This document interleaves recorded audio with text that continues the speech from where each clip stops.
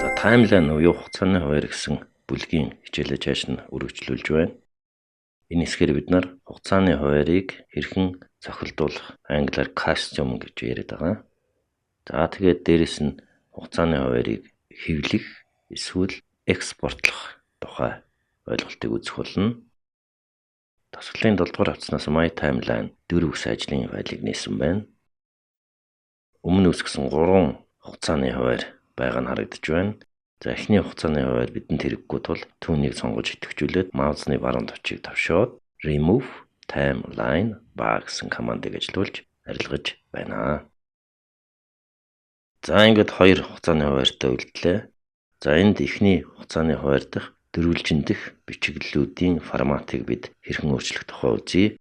За фонт гэсэн хэсэг байж байна. За фонт хэсгээс үсгийн фонт хэмжээ, дөрвөлжинүүдийг дүүрэх өнгө болон үсгийн өнгийг өөрчлөх боломжтой. За энд бид нар фонт хэсгээс дуртай фондоо сонгож болно. Монгол фондыг бас сонгож болно. Үсгийн хэмжээг томруулж ижүүрүүлж болж байна. За дөрвөлжинүүдийг сонгож аваад ямар нэг өнгөөр бас дүүрэх боломжтой.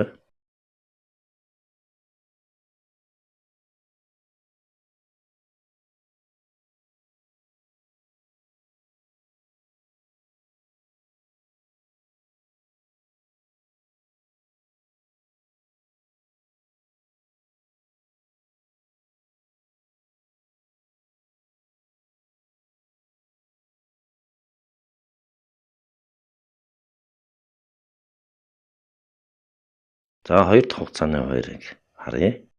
2 дахь хугацааны хуваарийн дөрвөлжинүүдийг бүгдийг нь зэрэг идэвхжүүлээ гэвэл Ctrl товчийг дарангаа нэг тавшилтыг явуулна. За ингээд бүх хүрээг идэвхжүүлээд жишээлбэл саарл өнгөөр дүүргэлт хийж өгч болж байна. За энд хамгийн зүүн дээдлийн болонд Text Styles гэсэн нэг айкон байна. За текстийн стил гэсэн айкон дээр тавшъя. За энд item to change гэсэн мөрдөх дэлгэгдсэнээс бид нар сонголтуудыг хийх боломжтой харагдаж байна. За энд call out task name гэсэн сонголт хийж өгье. Тэгээд бид нар энэ зүйлт тайлбарын фондыг Arial фондоор сонгож өгч болж байна. За фондын стилийг italic гэж сонгоод size буюу хэмжээг 10 гэж тавиад за бид нар color өнгийг ногоон өнгөөр сонгоё. За ингээд ок товчийг тавьчлаа. Ингээд бол зүйлт байдлаар байгаа тайлбарууд буюу за 1-р үе шат, 2-р үе шат гэсэн бичиглэлүүд өөрчлөгдсөн харагдаж байна. За ийм байдлаар энд байгаа бичиглэл бүрийн форматыг өөрчлөх боломжтой. Нэг хугацааны хуваараас нөгөө хугацааны хуваар руу тухайн ажлынуудыг шилжүүлэх буюу move хийх боломжтой. Харин хугацааны хуваарийн дагуу бол шилжүүлэлт хийх боломжгүй.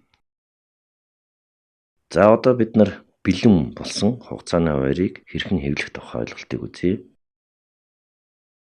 Цулгуу цагаан хэсэгт маусны сумыг аваач нэг тавшилт хийн.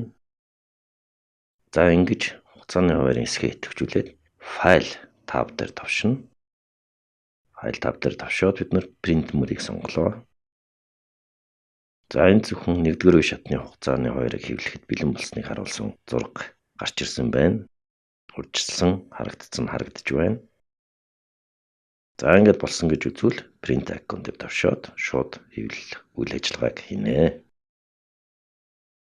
Хэрв өөр програм руу тухайн хугацааны хуваарийг экспорт хийе гэвэл яаж хийх вэ гэсэн ойлголтыг үзье. Цад ажлын файлын харагдц дээр тавиад формат тав дээр тавшаад copy timeline гэсэн дэлгэдэг хэсгийг дэлгэж үзвэл бид нар 3 сонголт хийх боломжтой харагдаж байна. Эхнийх нь мэйлээр явуулах, дараагийнх нь PowerPoint презентац руу оруулах. Эсвэл full size буюу бүрэн байдлаар зураг байдлаар гарах гэсэн 3 сонголт энд байна. За энэ 3 сонголтууд дээр хугацааны хуваар маань зураг байдлаар гарна. За энд нэг өөр нэг бас нэг функц үзье. Text lines гэсэн icon байж байна. За энэ text line гэсэн мөрөнд 10 гэж утгыг оруулж өгөөд цагийн хуваарийг харуул. Цагийн хуваарын дөрвөлжин хүрээний хэмжээ өндрөөр өргөссөн харагдаж байна. За буцаагаад 1 гэсэн байдалд нь оруулъя. За бид нар copy timeline гэснээс full size гэсэн сонголтыг хийж өгье. Компьютерийн санах хойд тухайн цагийн хуваарийн зураг төр зур хадгалагдсан байгаагаа бид өөр програм, жишээлбэл Word програмыг одоо нээе.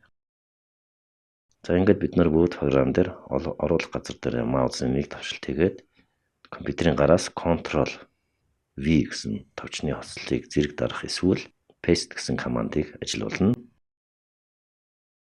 Ингээд Word програм руу хугацааны хуваар маань зураг байдлаар орж ирсэн харагдаж байна. За нийт хэмжээг нь томруулж жижигрүүлж болно. Пропорционал байдлаар жижигрүүлэхэд зарим хэсгүүд нь харагдахгүй болж ирж байна. За буцаагаад Ctrl Z товчийг тавшин эхний байдалд нь оруулж болно. Жижигрүүлэх гэвэл хоёр талаас нь шахаж жижигрүүлсэн дээр байна.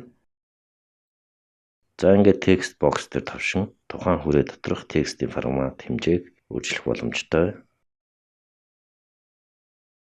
За ийм байдлаар бид нар энэ хэсгээр хугацааны хуваарийн стил формат бичиглэлийг хэрхэн өөрчлөх тухай, за хэвлэлтэнд хэрхэн өгөх тухай, мөн экспорт хэрхэн хийх тухай ойлголтыг үзлээ.